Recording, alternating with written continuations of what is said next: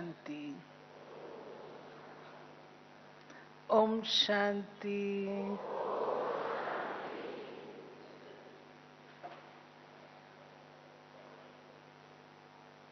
विषय जो बहन ने सुनाया, खुशनुमा, खुशकिस्मत और खुश नसीब।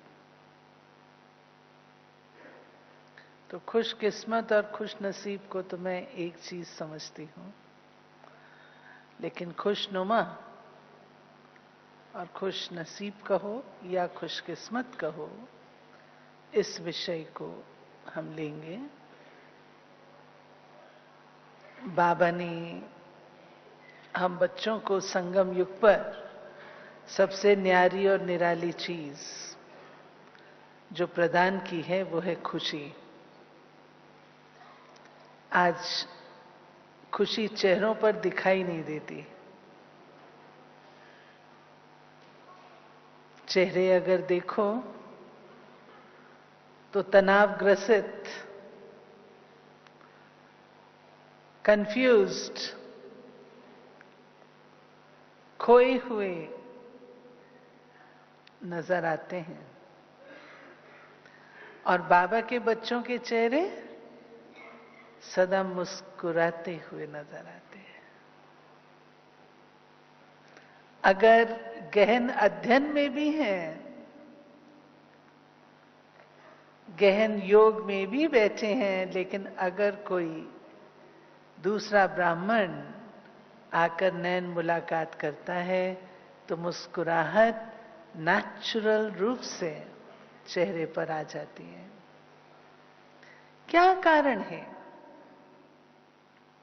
ऐसी कौन सी उपलब्धि बाबा ने हम बच्चों को कराई है जिस आधार से सदा स्वयं को हम खुशनुमा अनुभव करते हैं? खुशी एक ऐसी चीज है जिसके दो पहलू हैं। एक है अल्पकालिक खुशी और एक है सदाकालीन अविनाशी खुशी। जो अल्पकालिक खुशी है वो बाहर की है। कोई प्राप्ति हो गई, थोड़ी सी प्रशंसा हो गई, थोड़ी सी कुछ उपलब्धि हो गई तो खुशी आ जाती है। और अगर वो चीज हमसे ले ली गई तो खुशी भी साथ ही चली जाती है। और दूसरी है अविनाशी, रूहानी, सदाकालीन, आंतरिक। हम बच्चे दूसरे प्रकार की खुशी का अनुभव भी करते हैं।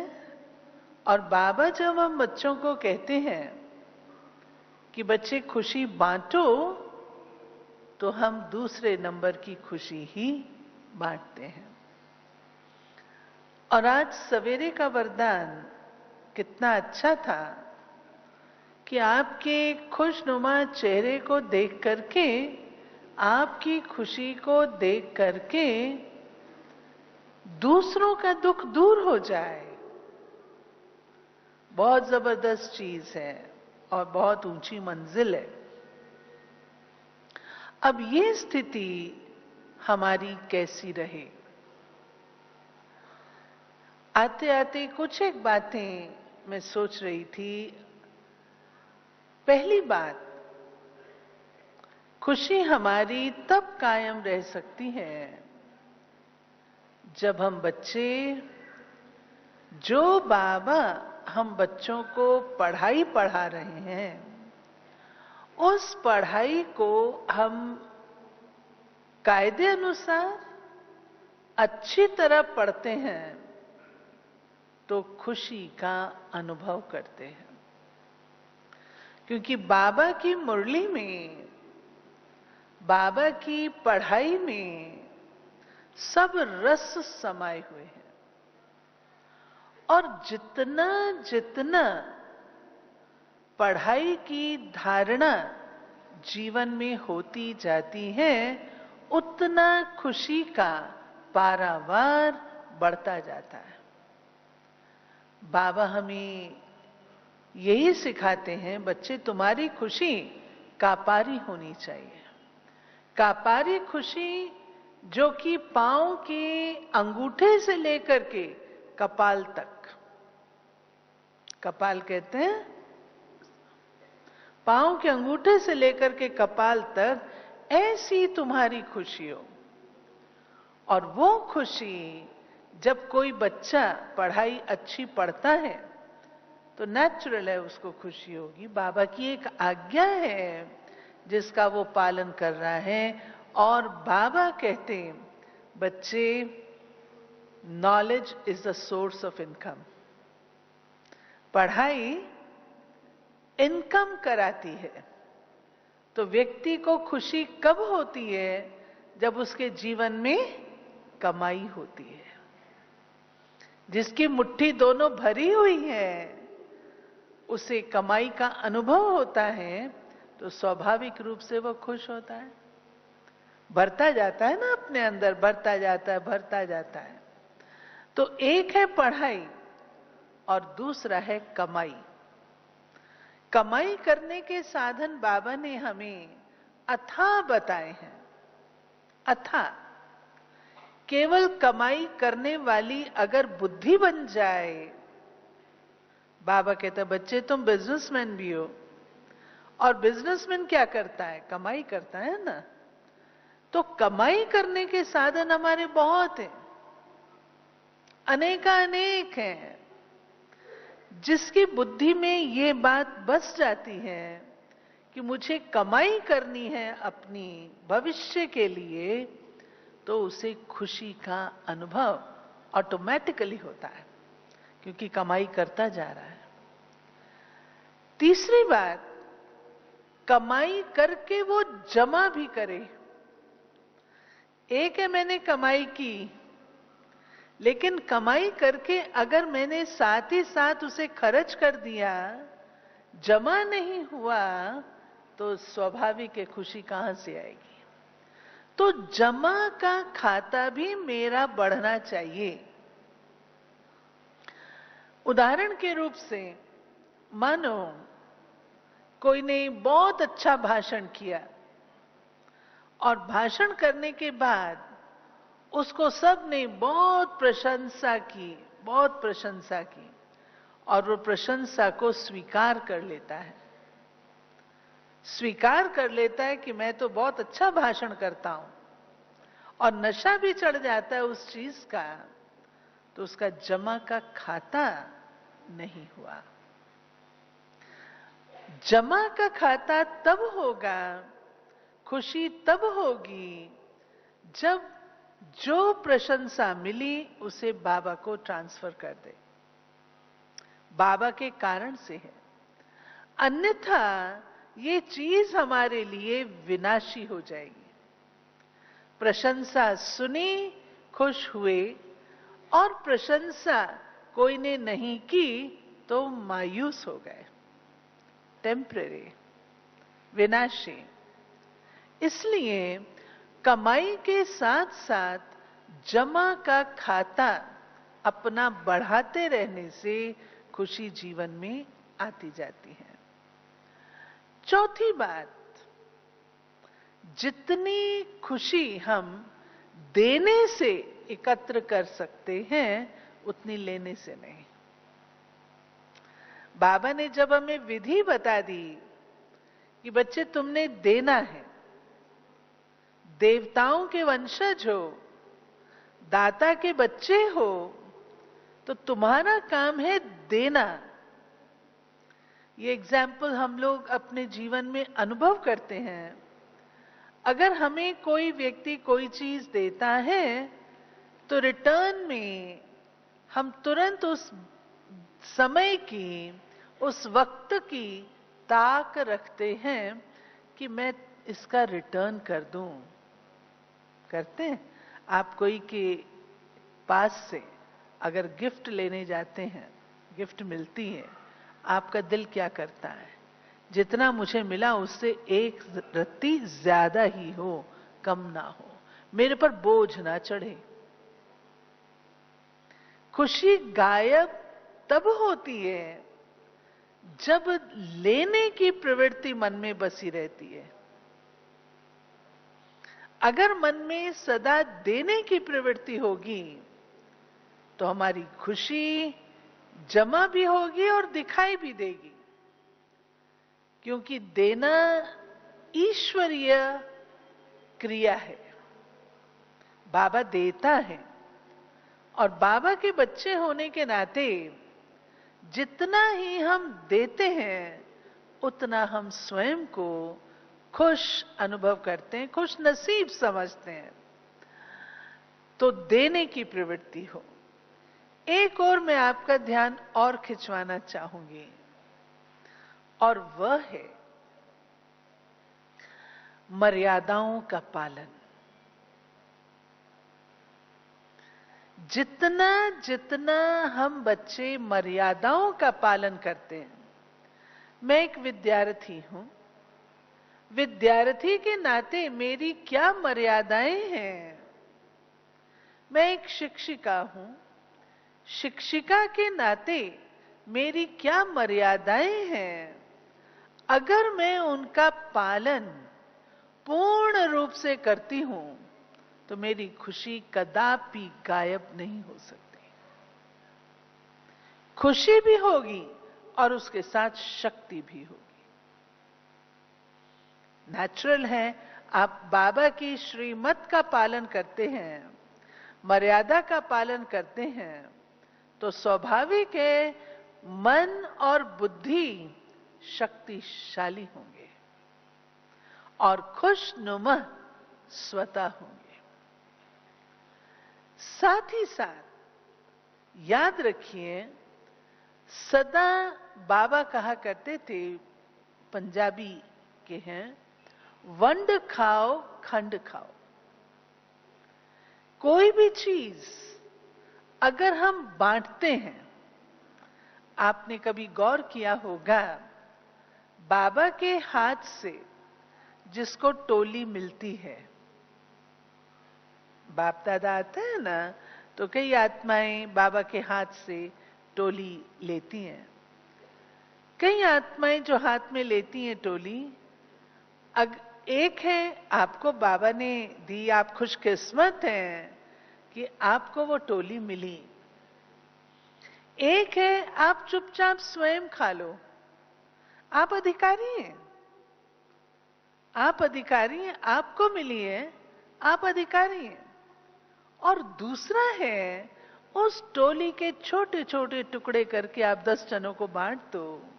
ज्यादा खुशी किसमें होगी? हाँ, होगी ना। ऐसे ही हर प्रकार से ये असूल बाबा का जो दिया हुआ है, वंड खाओ खंड खाओ, आपको कोई महिमा मिलती है।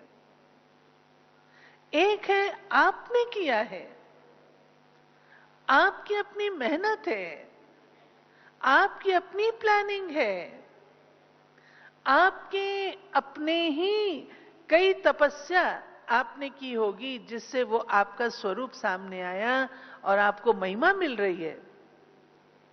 दूसरा है उस महिमा को बांट दो।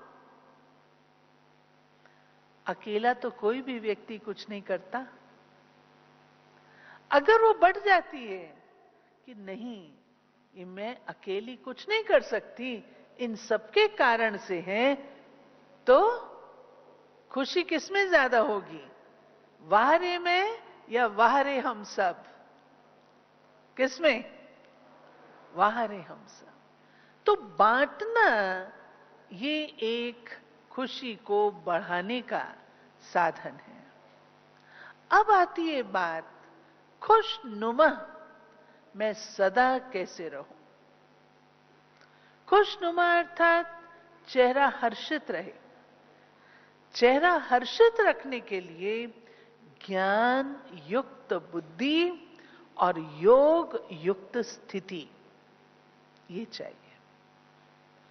ज्ञान युक्त बुद्धि अर्थात ऐसा तो नहीं है कि हम ब्राह्मणों की लाइफ कोई बेड ऑफ रोजेस है, गुलाबों की राहें तो नहीं है हमारी। हमारी राहें कोई फूलों से भरी हुई तो नहीं है। हमने अपने पूरे 84 जन्म लिए हैं और 84 जन्मों में हमने कईयों के साथ अपने हिसाब किताब बनाए हैं। वो हिसाब किताब हमारे संगम पर ही चुकतू होने हैं। सतयुग में नहीं होने वाले, त्रेता में नहीं, द्वापर कलयुग में सवाल नहीं। जो भी हिसाब किताब हैं, कार्मिक अकाउंट्स हैं, वो हमारे संगम पर समाप्त होने हैं। और याद रहे, किसी भी प्रकार का जो हिसाब किताब है वो फालतू नहीं है। जरूर उसके पीछे कोई कहानी है। अब पिछले जन्मों की कहानी तो हम जानते नहीं, वर्तमान की हम जानते हैं, अगर याद रहती है तो वर्तमान समय अपने आप को सदा खुश रखने के लिए अगर ज्ञान के गुह्य राज को मैं बुद्धि में रखती हूं तो मैं कदापि अपनी खुशी गुम नहीं करूंगी। जो घटना, जो परिस्थिति, जो बात मेरे सामने आती है उसको ज्ञान के तराजू पर तोल लूं और अगर ज्ञान अप्लाई कर लूंगी तो मेरी खुशी गायब नहीं होगी। बाबा जो हम बच्चों को कहते हैं उसके पीछे रहस्य है। बच्चे क्या, क्यों, कैसे, ये सवाल अगर तुम करोगे तो नतीजा ये होगा कि तुम्हारे पास क्यों की क्यों लगेगी। ये फॉर्मूला है। और अगर तुम बिंदी लगा देते हो तो सब कुछ भूल जाता, फिनिश्ड। अब पास्ट के बारे में हम कुछ नहीं कर सकते, वो चला गया। लेकिन एक कमजोरी हम आत्माओं के अंदर है। बहुत कम बच्चे उसमें पास हो पाते हैं कि जो घटना घट गई उसको बारंबार हम याद करते हैं और याद करने के कारण अपनी जो मेरी स्मृति है, जो शक्तिशाली होनी चाहिए, खुशनुमा होनी चाहिए, वो नहीं रह पाती है। यहां तक कि पास्ट को याद कर 2 आंसू भी बहा लेते हैं, नैन भी गीले हो जाते हैं और वर्णन भी कर देते हैं, प्लीज मेरे को पिछली बातें याद मत कराओ। कारण ज्ञान को इतना पावरफुल ब्रेक नहीं बनाइए। अगर ज्ञान ब्रेक के रूप से, स्पेशली ड्रामा की पॉइंट, अगर ब्रेक के रूप से मैं अच्छी तरह यूज करती हूं तो मेरी खुशी गायब नहीं होगी। हमें याद आता है जब हम कोर्स कराया करते थे, आजकल तो कोर्स कराने का मौका नहीं होता, लेकिन जब कोर्स कराते थे तो विद्यार्थी को ये होमवर्क देते थे जब ड्रामा का लेसन आता था कि कल जब आप आएंगे तो आपने ये पॉइंट अप्लाई करनी है और रिजल्ट सुनानी है कि आपने कितनी बातों में ड्रामा की ब्रेक को लगाया। खुशी गायब होने का कारण चिंतन होता है, पुरातन चिंतन। और अगर हम उस चिंतन को छोड़ देते हैं, पास्ट हो गया ना, वापस नहीं आना ना। ये समझदारी भी है, जानते भी हैं, अनुभव भी करते हैं, परंतु फिर अप्लाई नहीं करते। अप्लाई न करने के कारण खुशी हमारी गायब होती है, चेहरा हमारा गायब, खुशी को गायब दिखाता है और चेहरे के ऊपर चिंता की रेखाएं दिखती। बाबा पिछले कितने वर्षों से हम बच्चों को इस ही बात की ताकीद कर रहे हैं कि मीठे बच्चे, असली सेवा जो होगी वो आपके चलन और चेहरे के द्वारा होगी। यही कह रहे हैं ना, बाबा ने कभी नहीं कहा कि बच्चे सेवा तुम्हारे भाषण से होगी,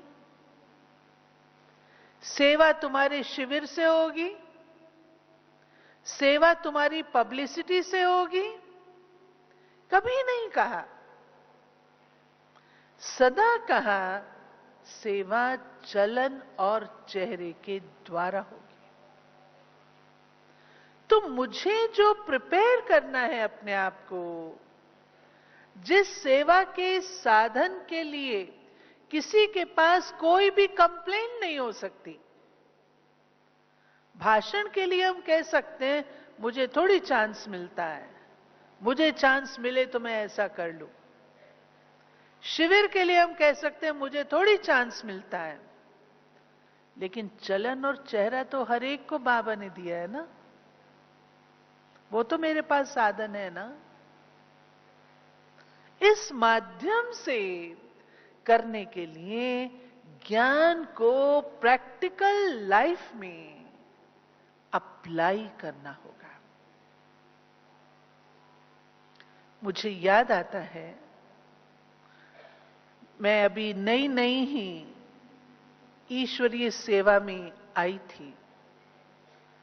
पांडव भवन दिल्ली नया नया लिया गया था और वहीं पर बाबा ने मुझे पहले दिन से रखा। तो दिल्ली में बहुत बड़ा मेला होने जा रहा था और उसमें सारे भारत से अपने महारथी भाई बहनें आए थे, मीटिंग होनी थी। संजय गांधी की डेथ हुई थी, इंदिरा जी से मिलने के लिए हम सब गए थे। पर चांस वो अपॉइंटमेंट इतनी अच्छी नहीं हुई जितनी हमने आशा रखी थी। मुझे शाम को सारा प्रोग्राम कंडक्ट करने की ड्यूटी दादी ने दी थी। अपॉइंटमेंट इतनी अच्छी नहीं हुई, मेरा दिल उदास हो गया और मैंने गुलजार दादी को कहा, दादी मैं शाम को प्रोग्राम कंडक्ट नहीं करूंगी।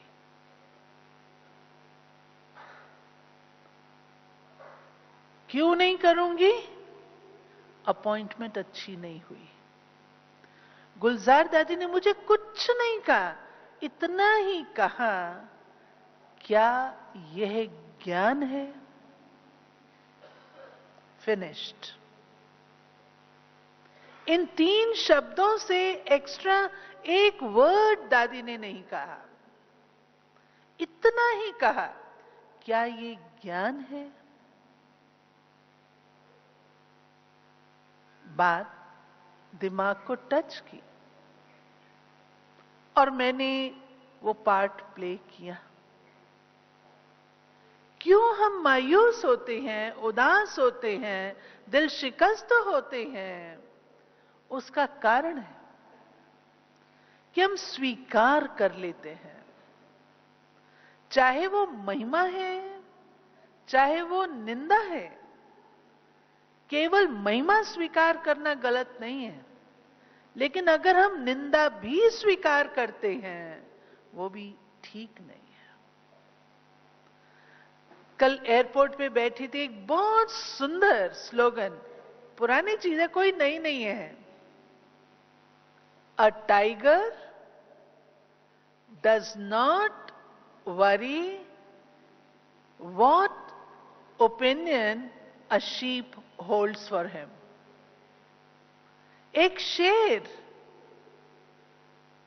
बॉदर नहीं करता एक बकरी उसके लिए क्या ओपिनियन रखती है। अगर एक बकरी के ओपिनियन से शेर अपने आप को चलाना शुरू कर दे तो शेर थोड़ी रहा।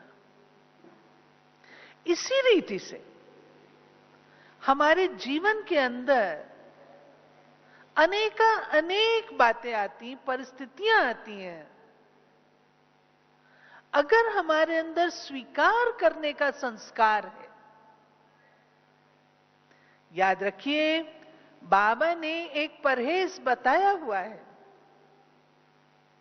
और वो परहेज जब हम छोड़ देते हैं तब हम दुख का या नाखुशी का अनुभव करते हैं। और वो है परहेज, कभी स्वीकार मत करो। योगी की एक निशानी है, निंदा स्तुति दोनों से पार होता है।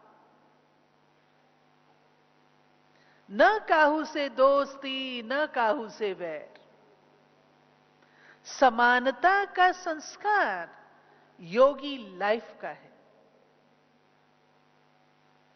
अगर स्वीकार करने की आदत आ जाती है तो हम योगी नहीं कहलाएंगे।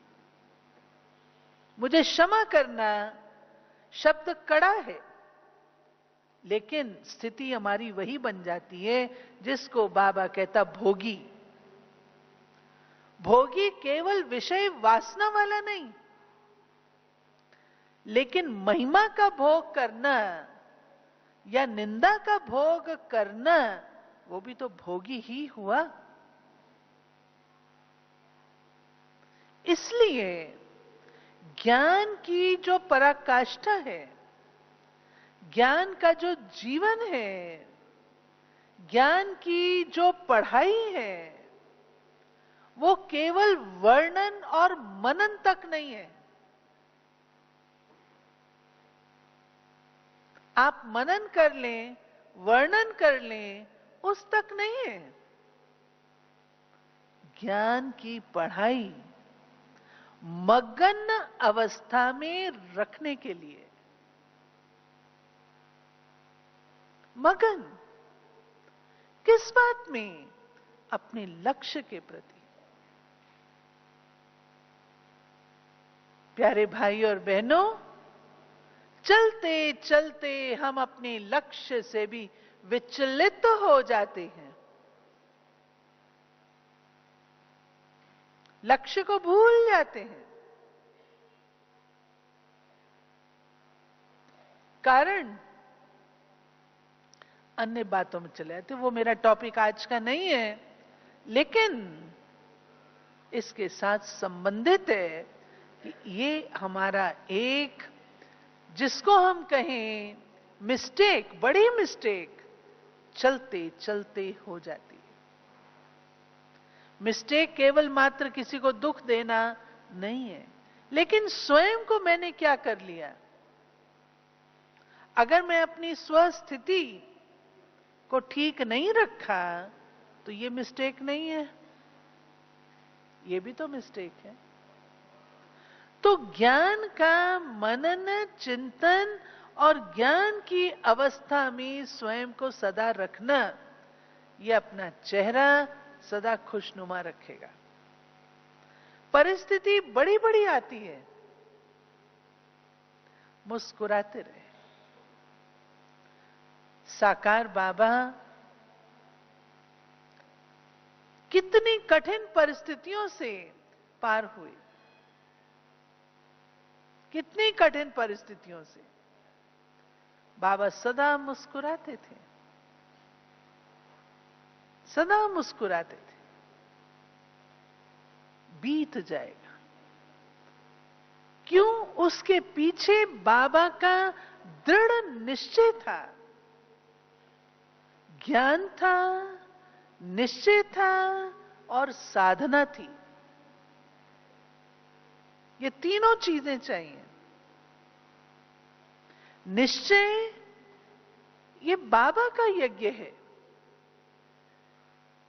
इसे आंच आ नहीं सकती। मैं तो केवल निमित्त हूं। मेरा और मैंपन खुशी गायब करता है, खुशनुमा चेहरे को गायब करता है। कल की जो मुरली थी साथी और साक्षी की, साक्षीपन की स्थिति खुशनुमा रखती है। और जब मैंपन में आ जाती हूं, मेरेपन में आ जाती हूं, तो स्वाभाविक रूप से जब किसी चीज को अपना समझती हूं तो जरूर दूसरे को पराया समझती हूं ना। तो वो भावना खुशियों की, खुशनुमा की, वो नहीं रह जाती। तो निमित्त भाव और बाबा में निश्चय, जितना ये होगा लाइफ के अंदर, उतना खुशनुमा रहेंगे। प्रॉब्लम आती है, ट्रांसफर कर दो ना बाबा को, बाबा की प्रॉब्लम है, बाबा की प्रॉब्लम है, मेरी नहीं है। लेकिन इतना ज्ञान की स्टेज हो तो, इतना बाबा को करीब से अपना बनाया हुआ हो तो, अब प्रायः जब कोई बात आती है तब हम योग लगाना शुरू करते हैं। योग लगाओ भाई, योग लगाओ, ये विघ्न आया, योग लगाओ। तो पहले क्या कर रहे थे? वियोग में थे, पहले वियोग में थे। योग युक्त स्थिति अर्थात सदा बाबा को साथी बना के रखना, कंबाइंड फॉर्म। ठीक है, कभी कोई ऐसी भारी बात होती है तो हम स्पेशल संगठन का योग करते हैं, लेकिन नेचुरल अवस्था कौन सी चाहिए? योग युक्त चाहिए। जितनी योग युक्त स्थिति होगी, वो एक निशानी है कि सर्वशक्तिवान मेरे साथ है। जिसका साथी सर्वशक्तिवान है, उसके सामने ऐसी बातें जो खुशी गायब कर दें, वो हो नहीं सकती। बात आएगी। बाबा की बात को याद रखें, जहां बात है वहां बाप नहीं, जहां बाप है वहां बात नहीं। भगवानोवाच, भगवानोवाच।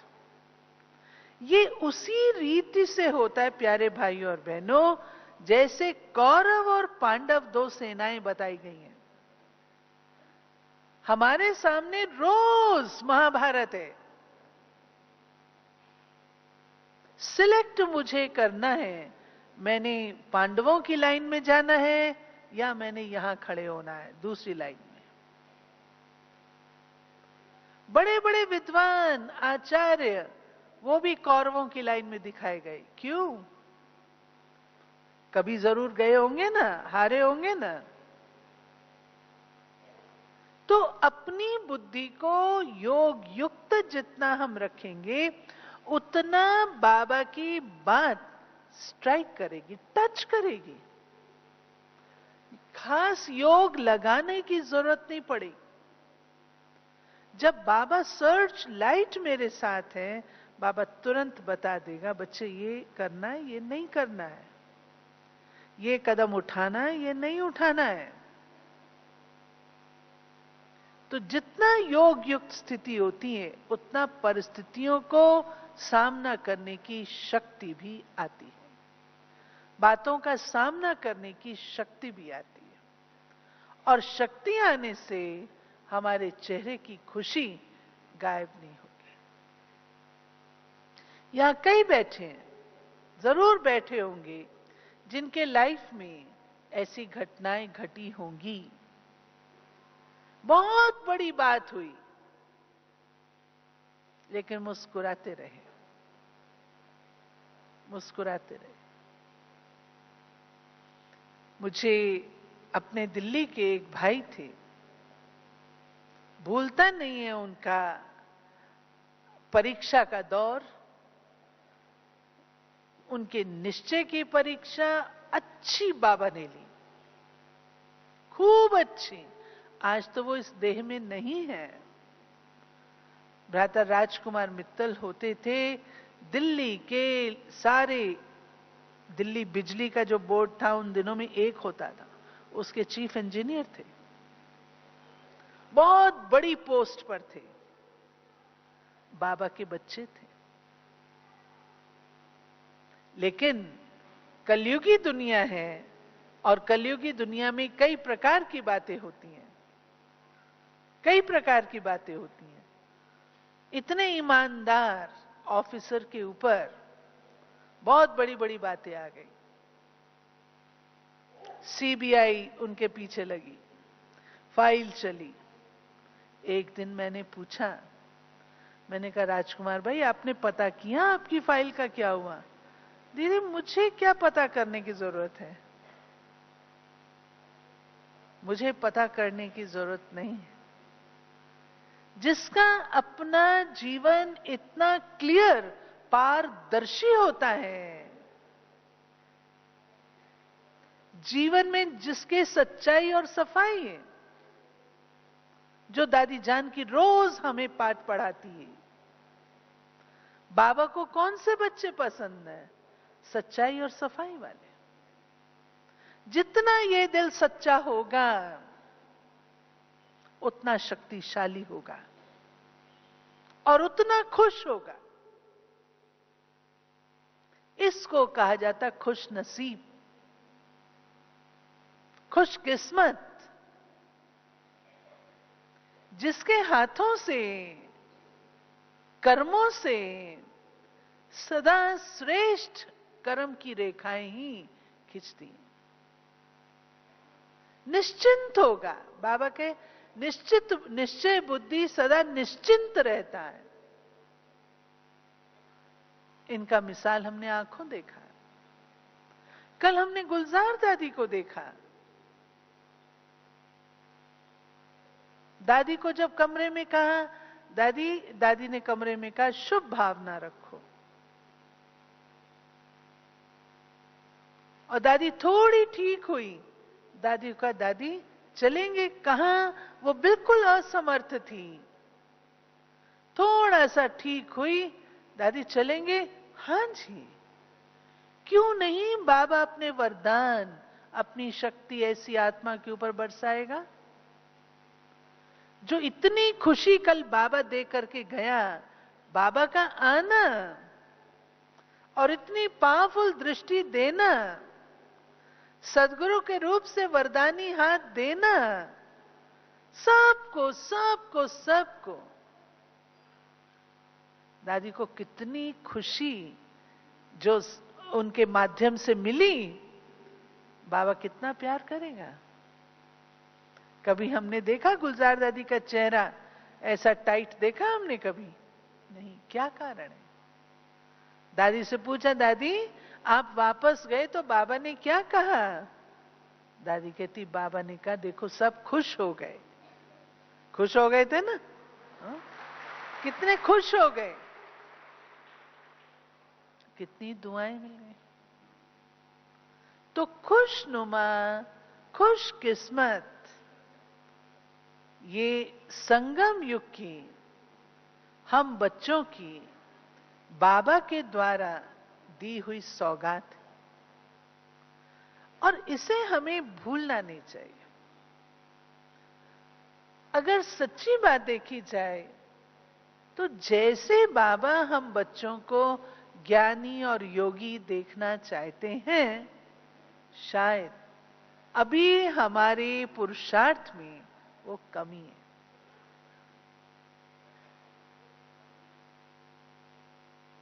इतनी खुशकिस्मती जिसे भगवान मिले, डायरेक्ट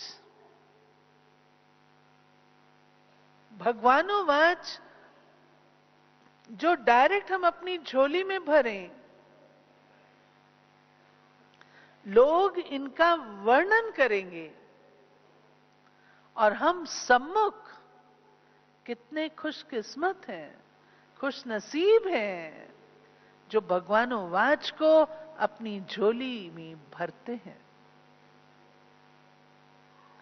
सवाल ये नहीं है, याद रखिएगा, सवाल ये नहीं है कि मैंने बाबा को पा लिया या नहीं। असली खुशकिस्मती और खुश नसीबी तब है कि बाबा को पाने के बाद मैंने क्या किया।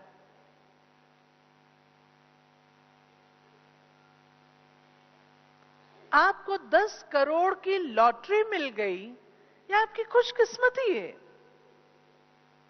लेकिन 10 करोड़ की लॉटरी मिलने के बाद आपने क्या किया?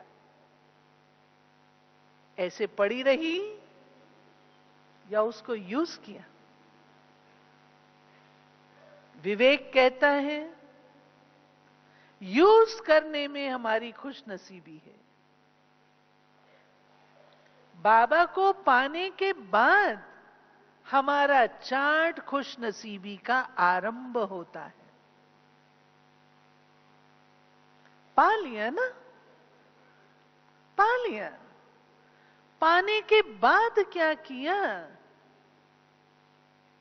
जो कहते ना, जब भगवान बांट रहे थे, भाग्य बांट रहे थे, तो तुम कहां थे? बांटा मैंने, ले लिया, उसके बाद क्या किया? ऐसे हमें ऊंचे से ऊंचा ज्ञान मिला, जिस ज्ञान से सारा ज्ञान निकला है। सूर्य ने मनु को दिया, ये सब मनु बैठे हैं। ज्ञान सूर्य बाप ने हम सब बच्चों को दिया, हम बच्चों ने आगे दिया। ऊंचे से ऊंचा ज्ञान मिला, ऊंचे से ऊंचा राजयोग का अवसर मिला, योग लगाने की विधि सीखी, ऊंचे से ऊंचा मंत्र मिला। हर चीज ऊंचे से ऊंची मिली, ये हमारी खुशकिस्मती है। लेकिन मिलने के बाद क्या किया?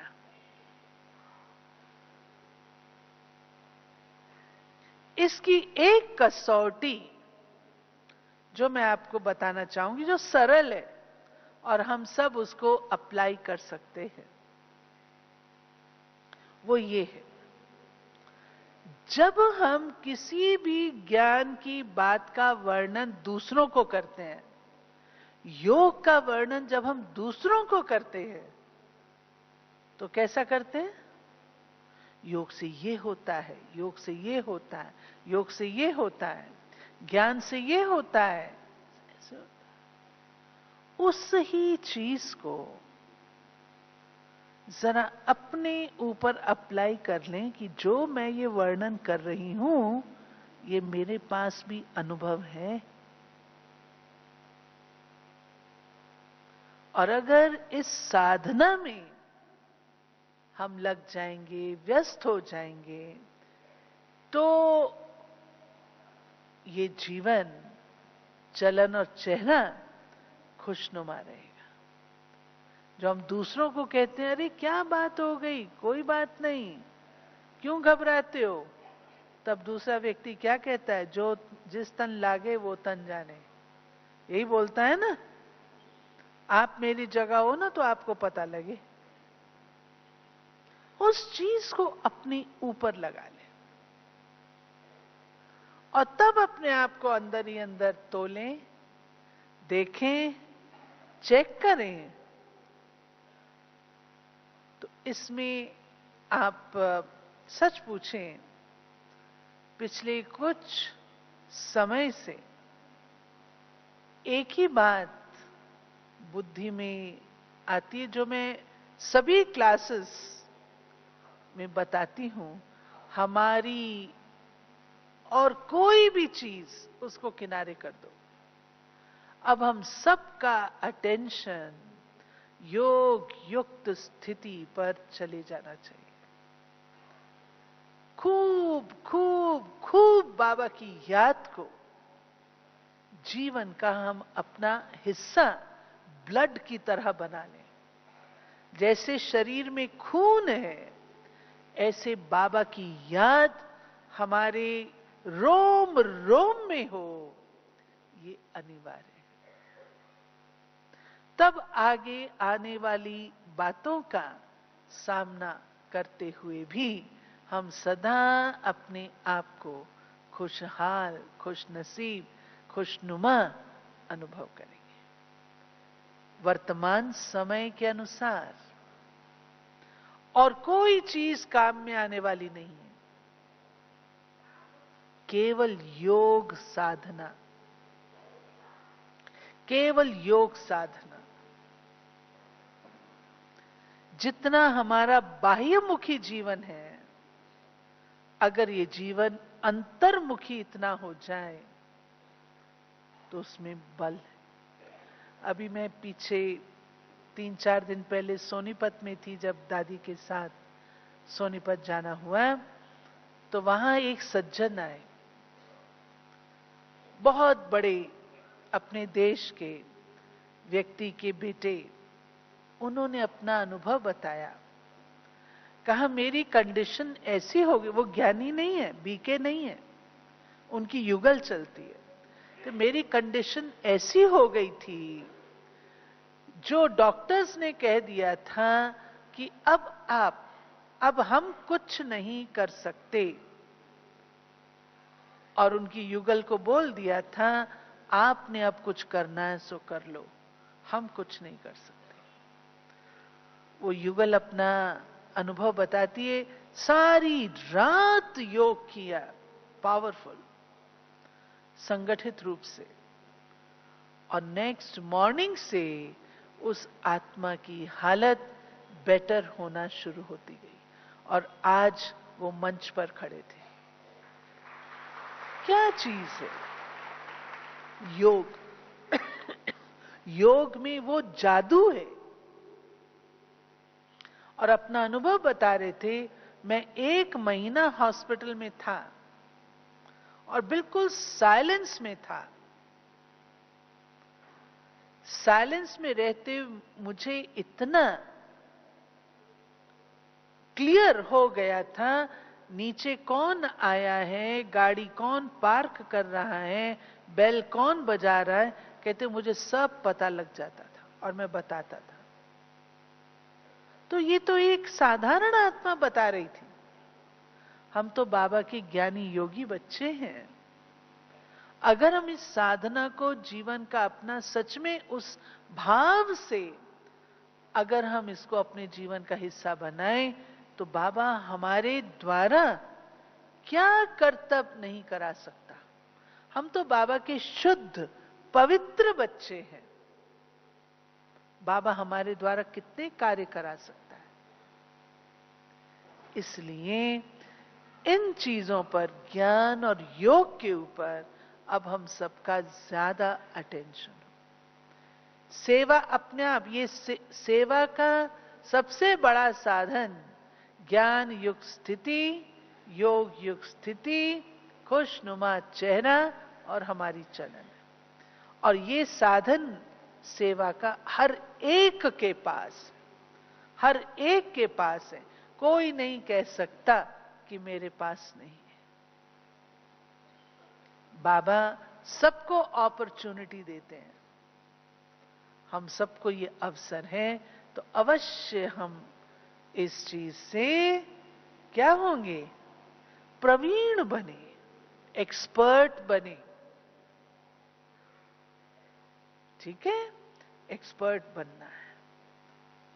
खूब खूब खूब अपने मन को शुद्ध रख करके, सुंदर मन, सुंदर मन जो बाबा को प्रेजेंट करने योग्य हो, ऐसा मन। मन मना भव तब होगा ना जब सुंदर मन होगा, ये बाबा को प्रेजेंट कर सके। ठीक है, ओके, हाँ ओके। ओम शांति, ओम शांति।